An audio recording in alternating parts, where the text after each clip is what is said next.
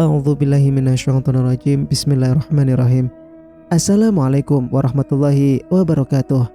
Kembali lagi di channel Sampul Hitam. Untuk cerita kali ini masih melanjutkan cerita yang sebelumnya yang berjudul Susu Kalajengking. Cerita ini ditulis oleh Novita Jungkook. Dan tak usah berlama-lama, bagaimanakah untuk kelanjutan cerita ini? Ini dia kisahnya. Selamat mendengarkan. Tentu saja Nilam cemas karena Aksara belum juga keluar dari dalam pusaran air. Sedangkan air itu semakin bertambah hitam pekat saja. Pertanda Bram sedang menggunakan kekuatannya untuk melawan Aksara. Sedangkan Arya masih anteng di atas batu sambil mengunyah permen karet. Pusaran air meledak kencang seperti dibom dengan kekuatan yang sangat besar. Mendung semakin hitam seakan badai akan segera turun. Perasaan Nilam sudah tak karuan karena sangat cemas. Tolong lakukan sesuatu untuk dia, Arya. Nilam menarik tangan Arya. Kau mau aku masuk ke dalam sana? Arya menunjuk pusaran air. Lalu bagaimana? Aksara pasti kalah kalau bertarung di dalam air. Panik Nilam. Tenanglah saja dulu. Dia pasti akan berusaha melawan Bram, ujar Arya santai. Namun dia tetap turun tangan juga karena tidak mau bila Aksara sampai kalah. Berarti pocong itu akan musnah atau selamanya menjadi arwah jahat yang pastinya akan banyak memakan korban. Seketika air sungai menjadi beku dan udara sangat dingin. Nilam yang berusaha bertahan pun akhirnya ambruk juga saking dinginnya kekuatan Arya. Pemuda itu dengan santai meniup air sungai hingga terbelah. Memang benar dugaannya Nilam. Aksara kalah dihajar oleh Bram karena Aksara harus membagi kekuatannya menjadi dua. Satu untuk bertahan di dalam air dan satunya lagi untuk menghadapi Bram yang dikuasai emosinya. Pria itu tak akan pernah rela bila Nilam bersama dengan Aksara. Dia berharap Nilam mau memaafkannya, maka dia bisa menjadi arwah suci. Mereka bisa hidup bersama selama-lamanya. Namun luka hati Nilam tidak akan bisa sembuh begitu saja. Karena Bramlah dia meninggal setragis itu. Mengingatnya saja membuat hati Nilam hancur berkeping-keping. Ketika Nilam sedang kesakitan akibat santet, Bram sedang bahagia bersama istri barunya. Itulah yang membuat Nilam tidak bisa memaafkan sang suami walau sudah mati sekalipun. Rambut Bram yang menjadi senjata itu putus karena ditebas dengan Arya. Bram menggeram marah karena dia gagal memusnahkan Aksara yang sudah sedikit lagi kalah. Dia berkelebat cepat untuk menyerang Arya. Namun dia tidak waspada dengan Nilam yang juga mengincarnya. Rambut Nilam kembali menusuk tubuh Bram hingga membuatnya tak bisa bergerak. Lehernya dijerat hingga hampir putus. Sama sekali tidak ada rasa iba di mata Nilam. Dia memang sudah sepenuhnya membenci Bram yang sangat kurang ajar. Saat hidup dia menderita karena ulahnya. Kini sudah sama-sama jadi arwah malah masih diganggu juga. Tentu saja amarah Nilam tidak bisa dibendung lagi. Tidak bisakah kau memaafkan aku, Nilam? Tolong berikanlah kesempatan padaku. Ingatlah cinta kita dulu. Bram berkata pedih. Saat kau memulangkan aku dulu, apa kau mengingat cinta kita? Kau percaya dengan mulut busuk Ratna dan ibumu? Pekik Nilam. Arya menekap telinganya karena cerita Nilam sangat nyaring. Aksara berhasil Arya ambil dari pusaran air yang siap menelannya. Mereka membiarkan Nilam berurusan dengan Bram karena itu urusan rumah tangga mereka yang belum usai. Lagi pula Arya tidak tahu 100% juga tentang rumah tangga Nilam. Maka dia pun diam saja sebagai penonton bersama dengan Aksara. Kemarahan Nilam memang sangat kuat sekarang. Bisa dilihat dari rambutnya yang berkibar dengan tegang. Baiklah, aku menerima bila kau tidak bisa menerimaku lagi. Bram meneteskan air mata. Nilam mengurungkan niatnya untuk menghabisi Bram. Lebih baik bila selamanya saja Bram menjadi hantu air yang tersiksa dengan perasaannya yang selamanya tidak akan mendapatkan maaf dari istri pertamanya. Mari kita pergi, Aksara. Nilam mengulurkan tangan pada pocong yang sudah ganteng. "Ayo, mari kita bahagia bersama." Aksara memeluk Nilam. Kedua hantu yang sudah suci itu pun pergi meninggalkan pinggiran sungai. Bram yang masih menatapnya dengan pandangan yang sendu. Selamanya dia akan di sini, menghabiskan masa panjang dengan kedinginan. Arya melambaikan tangan pada Bram yang terdiam sendirian. Mungkin seperti inilah rasanya ditinggal oleh orang yang kita sayangi. Nilam juga pernah di posisi itu. Dia meninggalkan Nilam di rumah orang tuanya. Seperti karma yang sedang bekerja dengan perlahan. Bram menderita di akhir hayatnya yang entah sampai kapan, karena sudah menyanyiakan wanita yang sangat tulus kepadanya, hanya karena termakan omongan orang lain dan juga ibunya. Singkat cerita, di tempat lain, Maharani berulang kali tersenyum malu ketika Jatilandak membawakan makanan favoritnya, yaitu kembang melati putih. Dengan suapan lembut dari pria yang belum lama ia kenal, namun mampu mencuri hatinya. Kini dia sudah ikhlas melepaskan Dennis yang memang bukan jodohnya. Malah sekarang dapat jodoh siluman landak yang datang dari era ratusan tahun silam. Rasanya begitu senang karena merasakan jatuh cinta. "Apa kamu mencintaiku, Ran?" Jatilandak bertanya serius. "Kenapa kamu masih tanya?" Maharani kebingungan. "Aku takut kamu belum mencintaiku. Bisa jadi kan kamu masih mencintai bocah itu," ujar Jatilandak. "Aku sudah melepaskan perasaan ini darinya. Aku sekarang sudah dapat pengganti, sekaligus kekasih pertamaku." Maharani menatap Jatilandak dengan penuh cinta. Jatilandak tersenyum senang karena dia memang kekasih pertama bagi Maharani. Gadis ini tidak pernah pacaran selama hidupnya. Baru awal jatuh cinta dengan Dennis. Namun nasib malang malah menimpanya. "Walau kita telah menjadi hantu, namun cintaku padamu sama kuatnya seperti cinta manusia, Maharani."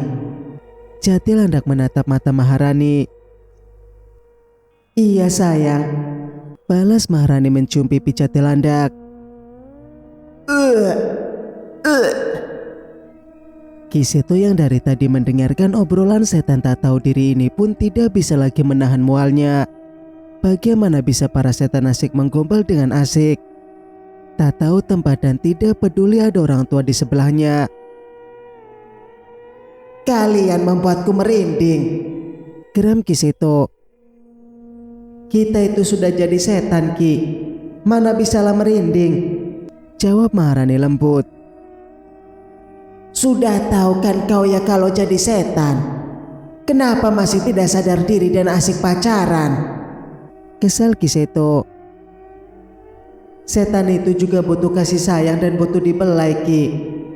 Bilang saja kau iri karena tidak punya pasangan."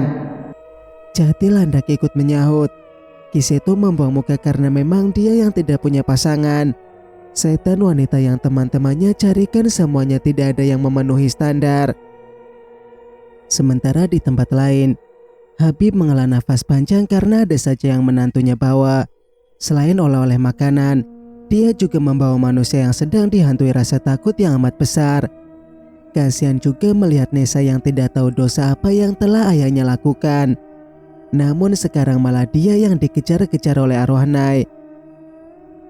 Cakra tidak bisa Nai datangi karena pemuda itu cukup kuat juga ilmunya. Arwah penasaran seperti Nai yang baru muncul kemarin sore tak akan mampu menembus pertahanan Cakra. Siluman burung hantu itu sama sekali tidak peduli kepada adiknya yang ketakutan. Dia asik menghabiskan hartanya Fahira. Dapat pacar cantik plus kaya. Lelaki banyak yang menginginkan Fahira sekarang. Namun gadis itu lebih memilih Cakra karena kekasihnya ini ada kemiripan dengan Arya. Walau dalam hati masih ingin memiliki Arya, namun dapat Cakra saja sudah alhamdulillah. Tak peduli dengan perubahan selera makannya yang sangat jauh berbeda. Fahira akan memakan ayam atau bebek mentah bila Cakra sedang pergi.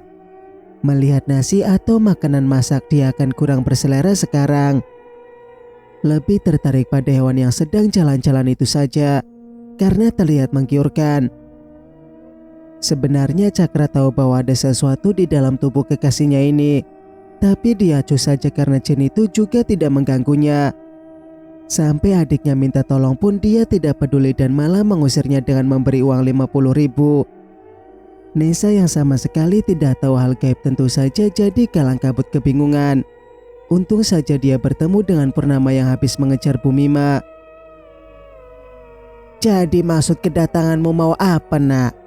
Habib bertanya sambil menatap Nesa yang wajahnya bengkak karena habis menangis.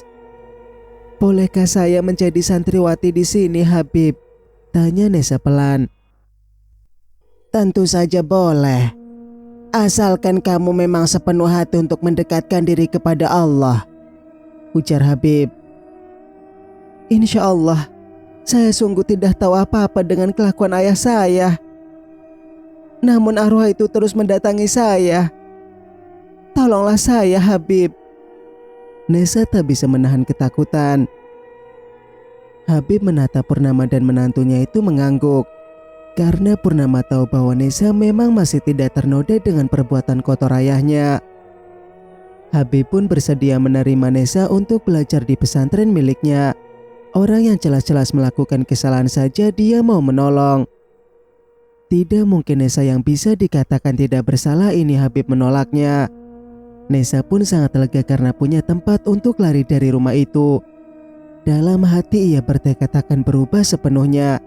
Tidak akan centil lagi kepada siapapun. "Terima kasih sudah menerima saya, Habib," girang Nesa. "Tidak usah senang dulu. Bila kau membuat masalah di sini, aku yang akan menendangmu. Jangan berpikir untuk macam-macam," tegas Purnama. "Aku janji, Purnama, aku akan sepenuhnya berubah," Nesa berkata serius. "Kita lihat saja," jawab Purnama cuek. Nesa juga diberikan kamar bersama santriwati yang lain. Walaupun kecil dan penghuninya ada 4, namun Nesa tidak keberatan. Daripada tinggal di rumahnya yang memang besar, tapi setiap malam didatangi oleh arwah gentayangan. "Purnama, bisakah kau temani aku mengambil baju dan barang-barangku?" pinta Nesa. "Baju apa yang mau kau ambil?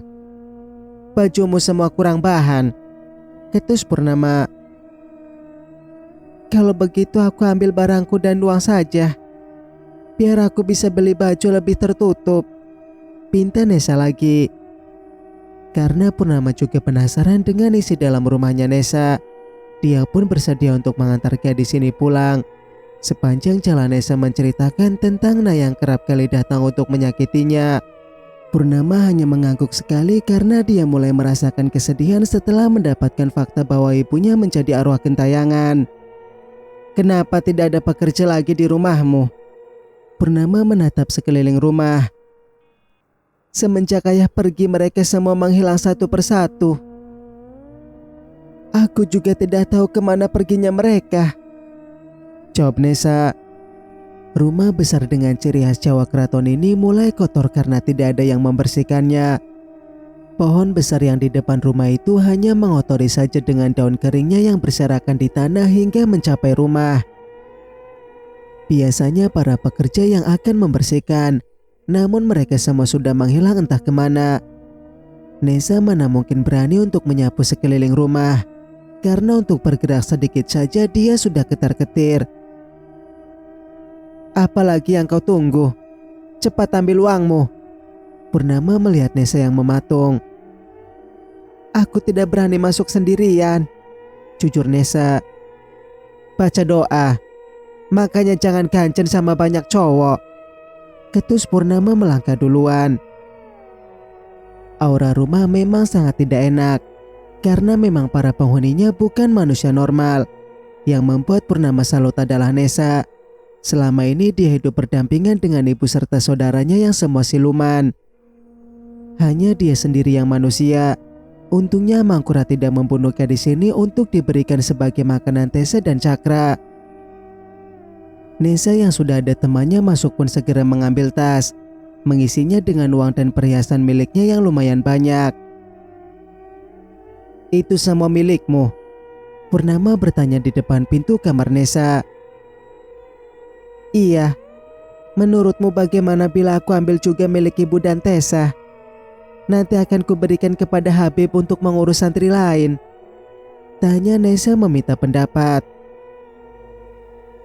Kau ingin bersedekah dengan barang curian? Sinis Purnama. Kalau ku tinggal pun nantinya akan diambil maling kan? Lebih baik kita pakai saja, ucap Nesa. Akhirnya Purnama pun mengikuti ucapan Nesa. Gadis itu mengambil juga perhiasan dan uang milik Tessa.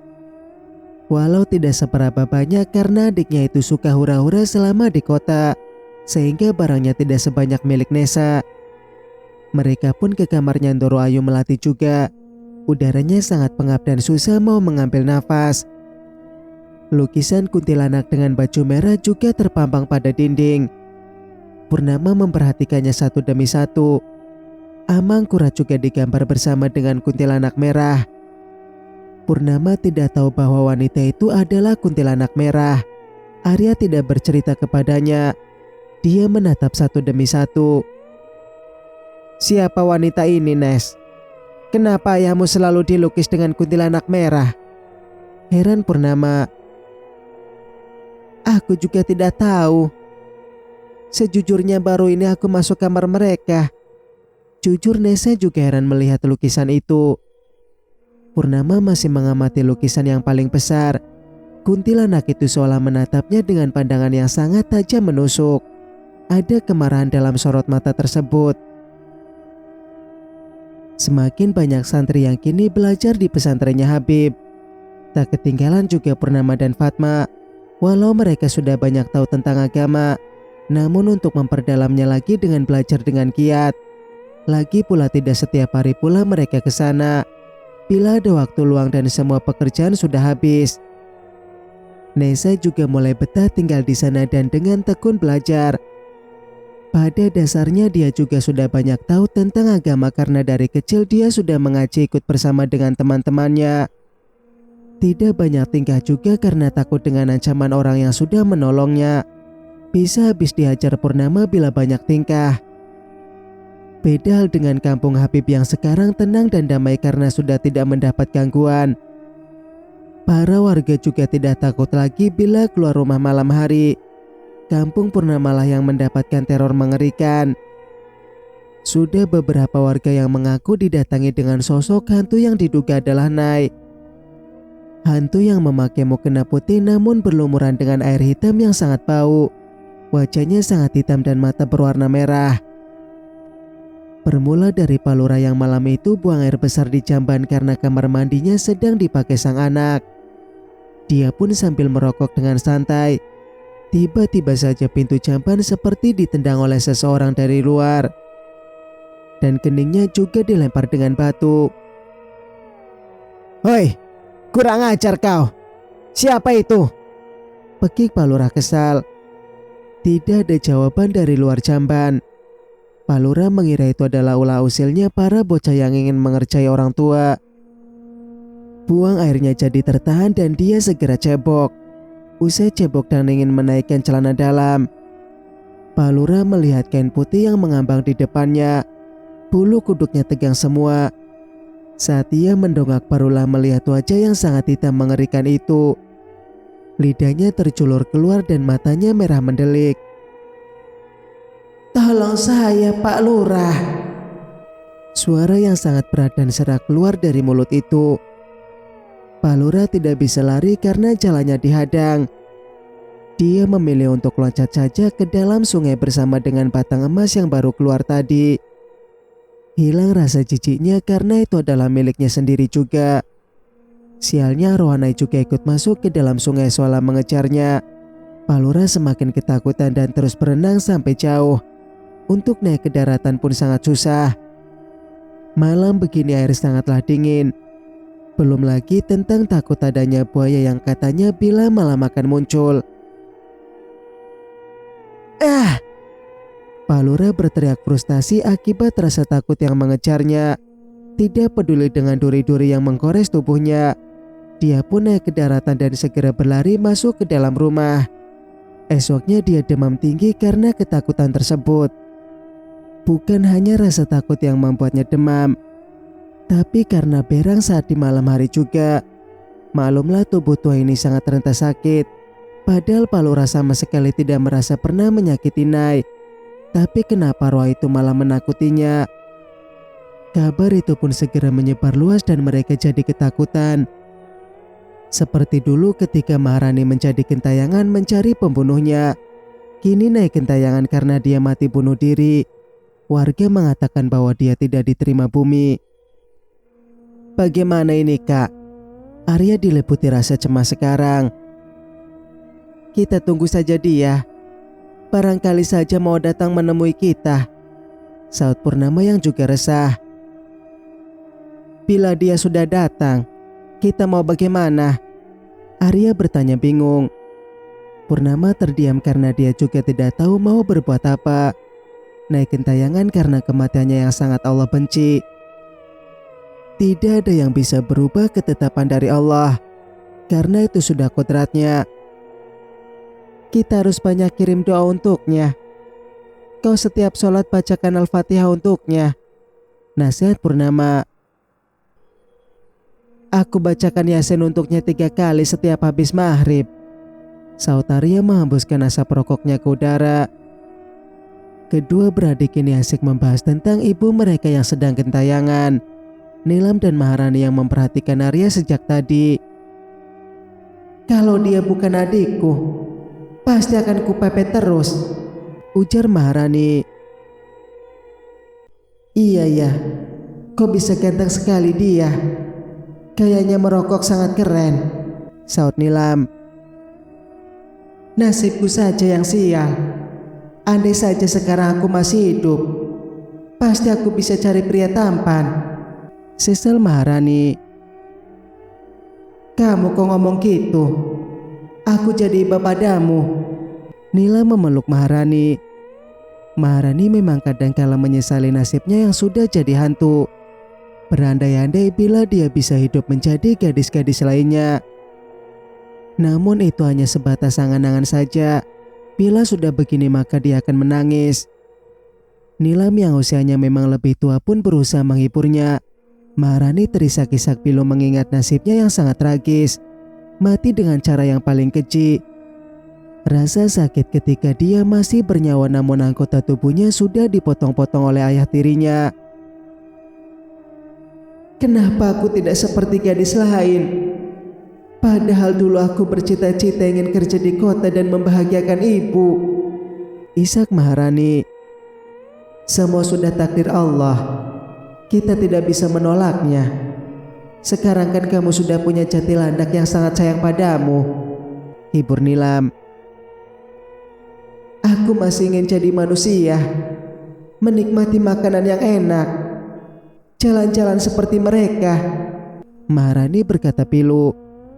Bila sudah begini maka Nilam akan menangis juga, karena dia juga tahu rasanya ingin jadi manusia dan menikmati hidup.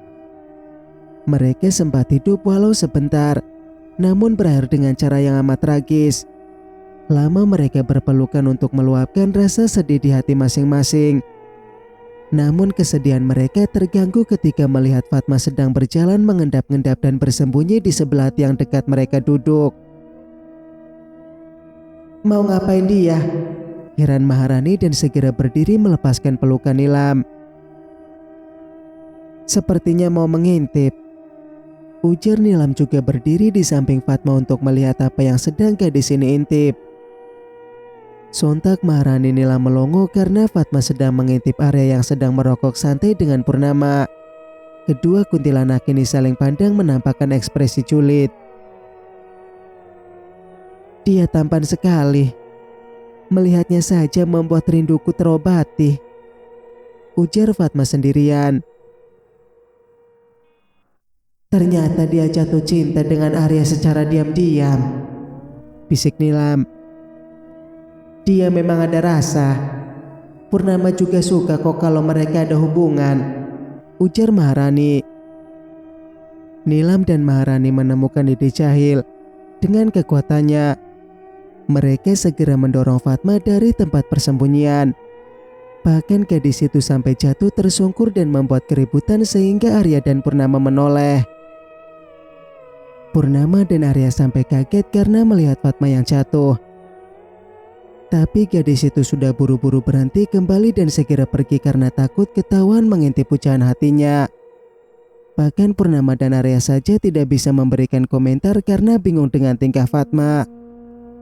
"Fatma!" Suara Purnama memanggil namanya. Terpaksa Fatma pun menghentikan langkahnya. Dia memejamkan mata karena bingung mau cari alasan apa. Herannya lagi tadi dia seperti didorong oleh seseorang. Bahkan tangannya saja terasa di punggung Fatma, tapi jelas sekali dia hanya sendirian. Karuan saja Fatma agak takut bila ada yang mengganggunya karena sudah berani mengintip. "Iya Mbak Pur." Fatma pun menoleh sambil tersenyum. "Kamu lagi ngapain di sini?" Purnama pura-pura bertanya. Padahal jelas dia tahu bahwa gadis ini sedang mengintip adiknya. Bukannya sedikit gadis yang sudah berusaha mendekatinya. Namun Arya cuek saja seolah mati rasa. Bahkan mau menjawab sapaan mereka saja terlihat enggan. Hanya dengan Fatma dia mau bercakap-cakap walau kesannya obrolan itu terdengar sangat kaku. Purnama juga tahu bahwa gadis ini menyukai Arya. Dia mendukung sepenuhnya. "Itu, tadi mau cari baju yang terbang." Fatma gugup jadinya. "Masa sampai jauh ke sini? Lagi pula kan pakai hanger toh." Purnama tidak percaya. Fatma melipat bibirnya karena bingung mau cari alasan apa. Sedangkan yang ada di depannya ini adalah makhluk yang sangat sulit untuk dikibuli. "Jujur saja, aku sudah tahu kok perasaanmu. Kau mau mengintip Arya kan?" Purnama sedikit tersenyum. Itu..." Malu dan juga gugup karena sudah berani mengintip laki-laki. Padahal dia wanita muslim yang menutup semua auratnya. Namun tidak bisa menjaga matanya agar tidak melihat yang bukan muhrim. "Atau kau mau mengintip suamiku?" Purnama berusaha membuat Fatma bicara. Mana berani saya begitu. Demi Allah saya tidak mengintip suaminya sampean." Kaget Fatma mendengar tuduhan Purnama. "Jadi kau cari apa? Kulihat di sana pun tidak ada baju yang terbang." Purnama terus mendesak. Tidak punya alasan lain sekarang Fatma. Daripada dituduh sedang mengintip Zidan dan bisa dibanting dengan Purnama. Alangkah baiknya bila dia mengakui saja. Itu akan lebih baik. "Iya, saya mengintip Mas Arya." Fatma menunduk malu. "Nah, itu baru pas. Apa kau belum ketemu dengannya hari ini? Kau sampai mengintip segala?" Ujar Purnama. "Sebenarnya tadi pagi sudah. Tapi tidak tahu kenapa kok saya terus rindu dengannya. Tapi saya tidak berniat untuk bersamanya kok Mbak." Fatma berusaha menjelaskan. "Kenapa kau tidak berniat bersamanya?" Purnama melipat tangan di dada. "Saya tidak punya reputasi bagus. Orang kampung pastinya akan mencibir suami saya. Tidak akan ada pria yang bisa menerima anak perebut suami orang seperti saya." Fatma tertunduk. Purnama paham dengan perasaan Fatma yang takut memikirkan suaminya nanti. Memang mulut orang kampung tidak akan ada habisnya mencibir orang. Karena gibah memang sangatlah asik.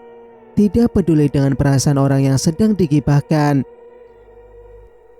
"Bila Arya sanggup menerima cibiran orang kampung, apa kau bersedia menjadi istrinya?" Tanya Purnama. "Tidak akan. Saya juga tidak rela bila orang yang saya cintai nantinya menderita. Fahira juga tak akan tinggal diam," saut Fatma. "Kenapa kau takut pada Fahira? Dia tak punya hubungan dengan Arya." Heran Purnama. "Fahira mencintai Arya Mbak. Dan lagi dia sudah membenci saya. Bila saya sampai bersama dengan Mas Arya, tentu dia akan semakin marah dan membenci saya, ucap Fatma. Purnama menggeram tertahan karena gadis ini malah memperdulikan orang lain. Dia sebenarnya ingin segera menikahkan Fatma dan Arya, namun keduanya sama-sama jual mahal dan seolah menghindar. Arya tidak mau menikah dengan alasan larangan Bularas yang berpesan bahwa menikah cukup 1 kali. Dan Fatma tidak ingin menikah karena takut suaminya dicibir orang kampung karena menikahi dia anaknya pelakor. Dia juga memikirkan Fahira yang sekarang sedang bersenang-senang dengan Cakra. Saya permisi Mbak, itu ada pelanggan datang, pamit Fatma melihat ada orang yang mengantar laundry. Purnama menghentakkan kaki kesal karena Fatma masih bisa menghindar. Rasanya ia sangat geram memikirkan pasangan yang sama-sama batu ini. Sudah jelas-jelas punya perasaan, malah tidak mau dinikahkan. Aku punya ide yang bagus. Nilam dan Maharani muncul. Apa? Kita buat saja mereka tidur bersama. Kan kalau sudah hamil maka mau tidak mau mereka pasti menikah. Nilam mengemukakan idenya. Gila ya Nikunti. Jadi anaknya di luar nikah lah. Purnama menatap geram. Lah terus mau bagaimana? Mereka sama-sama menolak. Padahal kurasa si Arya itu ada kok perasaan sama Fatma, ucap Nilam. Ide yang Nilam katakan sangat tidak masuk akal untuk mereka. Sudah jelas kalau Purnama akan menolaknya. Lagi pula ide itu sangat buruk sekali. Anak yang nantinya akan lahir akan tidak punya nasab dari ayahnya. Maunya kalau mereka tidur bersama jangan sampai gitulah Pur. Baru buka baju saja sudah kita tangkap, cetus Maharani. Ya Arya pasti ngelak lah. Sudah pasti dia mau melakukan visum kalau begitu, sahut Purnama. Para warga tidak akan mau mendengarnya, cetus Nilam. Apa sih, kau sampai bawa-bawa warga segala? Makin buruklah namanya Fatma. Dia akan semakin dihujat Lam, serga Maharani. Nila menepuk jidatnya karena tidak kepikiran sampai ke sana. Dikira mereka akan menggerebek Arya menggunakan warga setempat. Ternyata cukup mereka saja yang melakukan itu. Purnama masih mempertimbangkan ide-ide yang mereka berikan.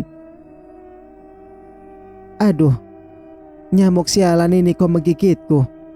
Rutuk Purnama menepuk nyamuk. Wih, besarnya nyamuk itu, ujar Maharani pelan. Kalian tidak dimakan nyamuk kah? Kok cuma aku sendiri yang dimakan? Tanya Purnama menggaruk kakinya. Karena kau satu-satunya manusia bodoh. Di mana ada ceritanya nyamuk menggigit hantu? Kalau nyamuk bisa menggigit hantu, itu penunggu pohon beringin pasti kena demam berdarah sialan. Maharani sangat cewek dengan adiknya. Iya ya. Purnama tertawa pelan. Bisa-bisanya hantu koditanya digigit nyamuk. Kunti ini pun jadi sewot sendiri karena merasa Purnama malah mengecek dirinya.